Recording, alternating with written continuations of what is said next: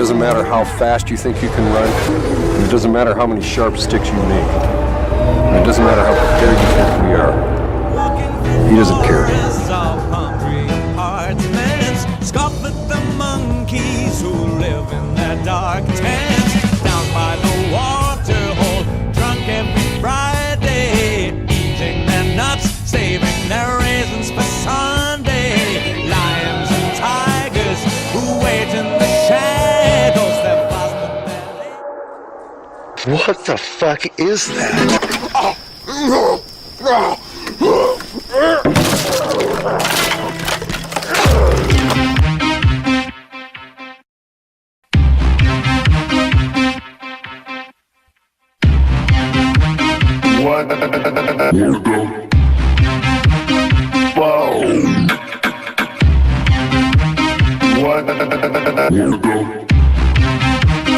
What the fuck?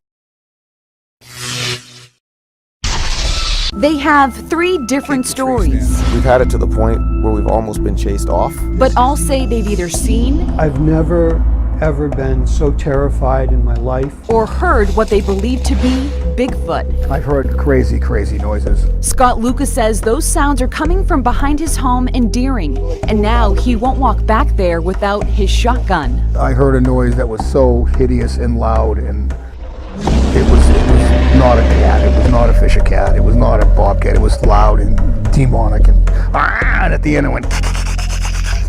Scott says the creatures have scared hunters off his property. 2 tree stands have been left behind.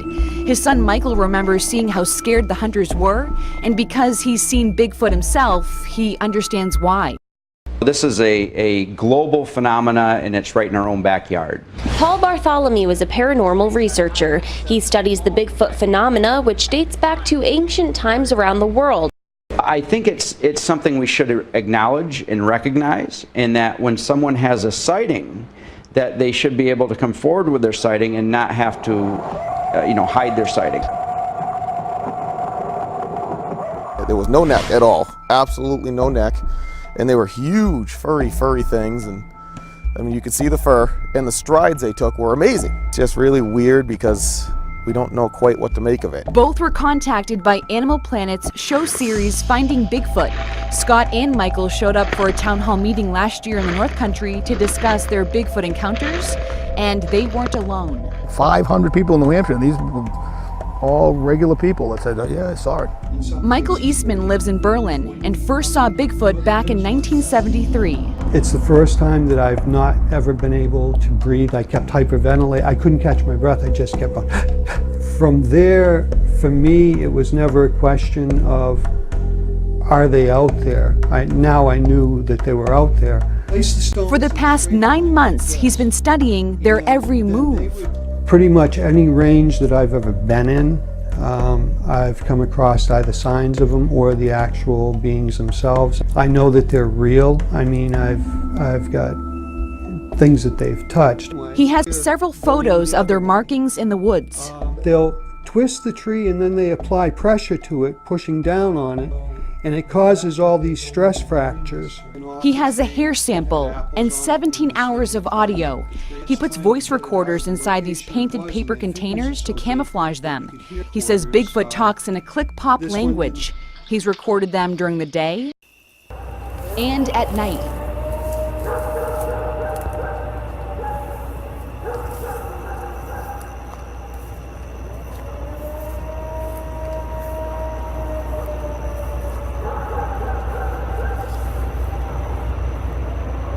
Your wife's a Bigfoot, isn't she, Gus? Because I walk up, I said, hello, it's good to meet you, my name is Vernon. And she said, hello, I'm Bunny. Goonie Google. What the fuck does Goonie Google mean, Gus? I don't know what that was, guys, but it really kind of shook me up a little bit. Never heard anything like that. I'm going to say this once. I'm going to say it simple. And I hope to God, for your sakes, you all listen. There are no abominable snowmen. There are no Sasquatches. There are no big feet. I'm on drugs. I'm just totally bat crap crazy. but I've got thick skin. I know that I want to go out and help these people that have had these encounters. And McDonald promises he will continue to search and hunt until he can prove that Bigfoot is real.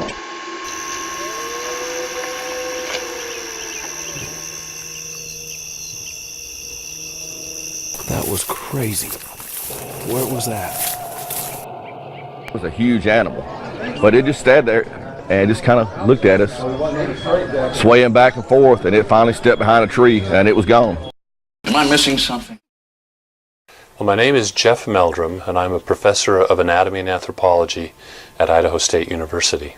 Bigfoot, or also known as Sasquatch, is, in my opinion, a relic species of large-bodied hominoid. There's a variety of opinions as to what its nature is, and I think those will ultimately be resolved once the species is studied and identified. Bigfoots, Yetis, whatever you want to call them, Sasquatches, man of the woods, the ape man. Yeah, we get kind of aggravated and bored sometimes because we can't get nowhere with our material. People won't believe you. I've sent stuff into Discovery Channel, I've sent stuff into Current Affairs, I've sent stuff into National Geographic. I don't get no reply back.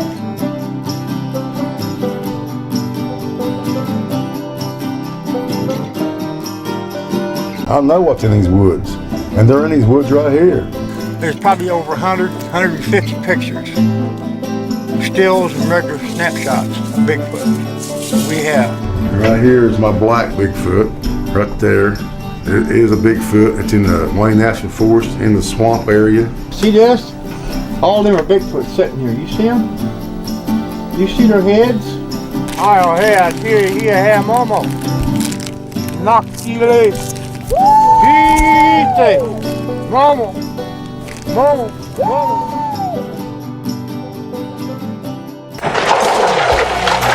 Hey, stick around, because when we come back, we're gonna find us Bigfoot.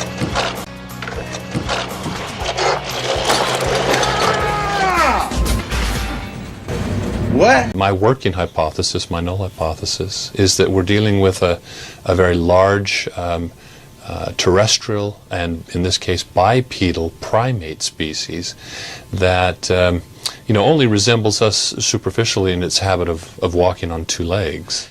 To be a nuisance animal that's coming up and scaring people, beating on their houses, killing their dogs, their livestock. We know people who have lost cows.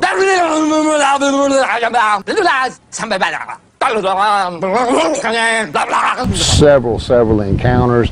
I had one rush me. Another good hotspot area over here, southwest of Meridian, south of Forest. Well, I grew up in the Pacific Northwest, and as such, I was aware of the traditions and the stories, the lore surrounding Bigfoot or Sasquatch, and but it wasn't until 1996 when, as a professional anthropologist and biologist, I was brought up face to face with a long line of very impressive footprints, and the persuasiveness of that trace evidence was what really set the hook and motivated me to to look into this mystery, into this question more fully. Look how large this footprint is. It's huge. It's big. It's a big foot. You get it? The prospect of there being an unknown, a mysterious, legendary ape that resembled us in its habit of walking on two legs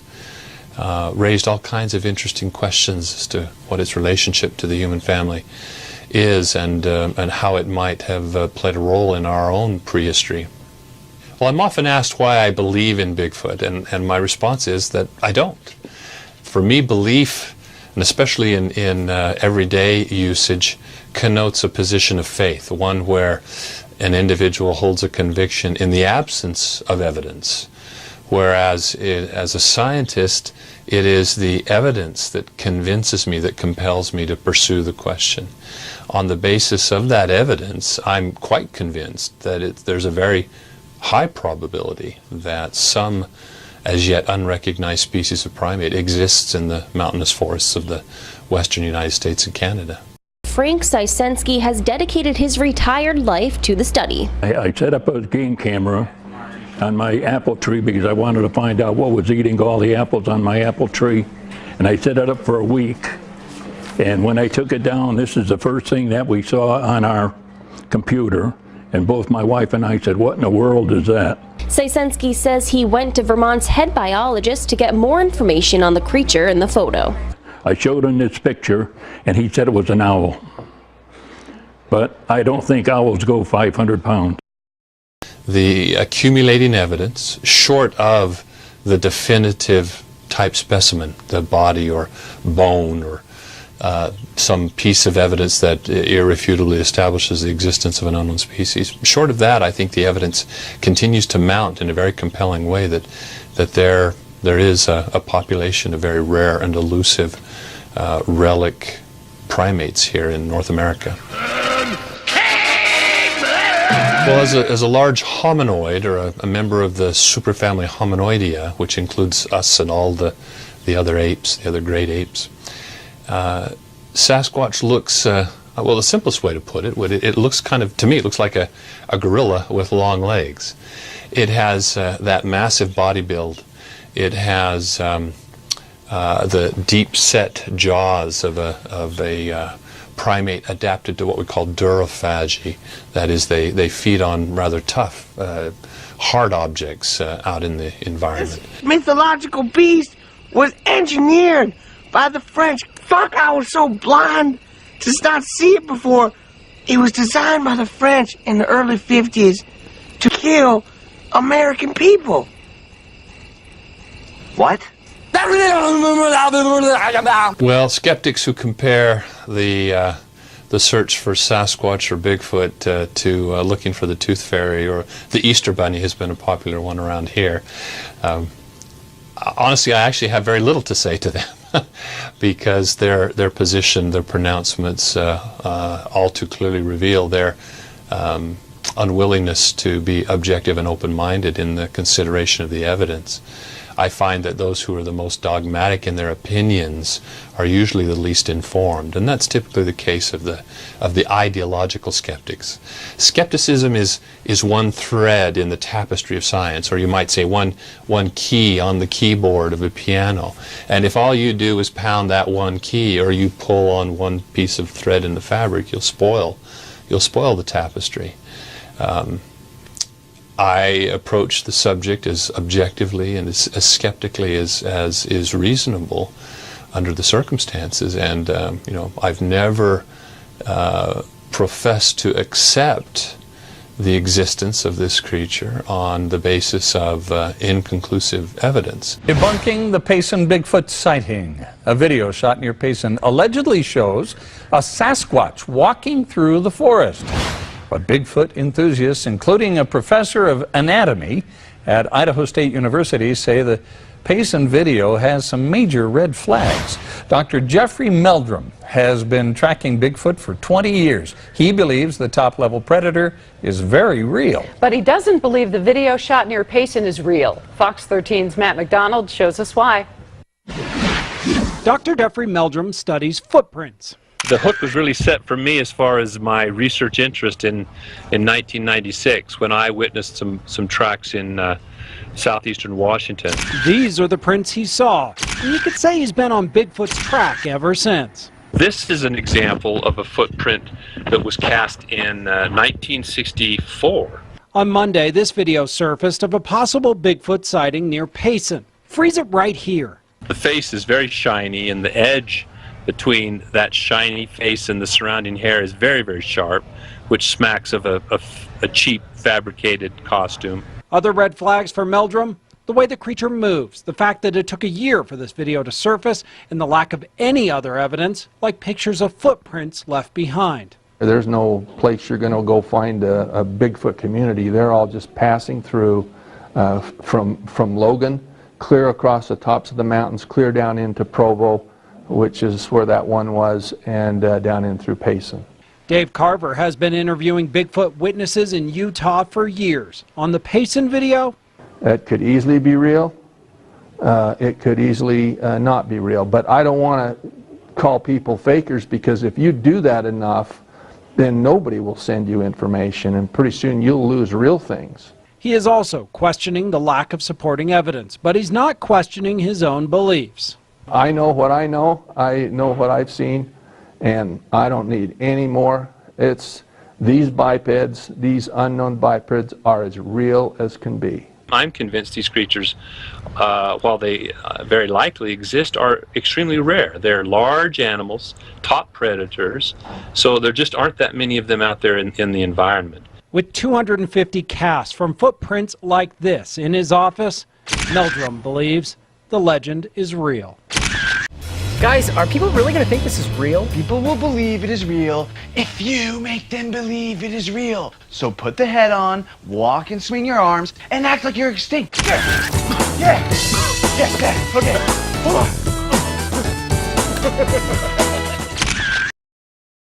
One of the most prolific forms of evidence is that of eyewitness testimony. Now, eyewitness testimony has a certain weaknesses, obviously.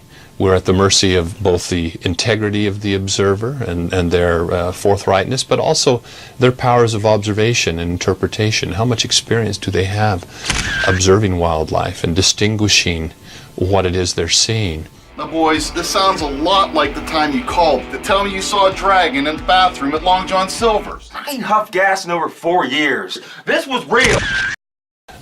But when it's corroborated with physical and trace evidence in the form of footprints or hair samples or recordings of vocalizations that are otherwise inexplicable, then it's pretty hard to so easily discount them based on some preconception of what can or cannot exist out there in the wilderness.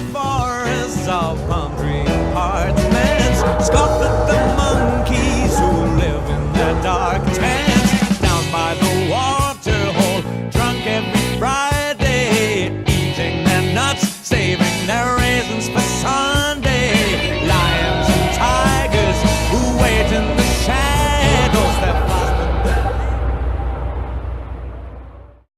Oh my God. What the fuck is this?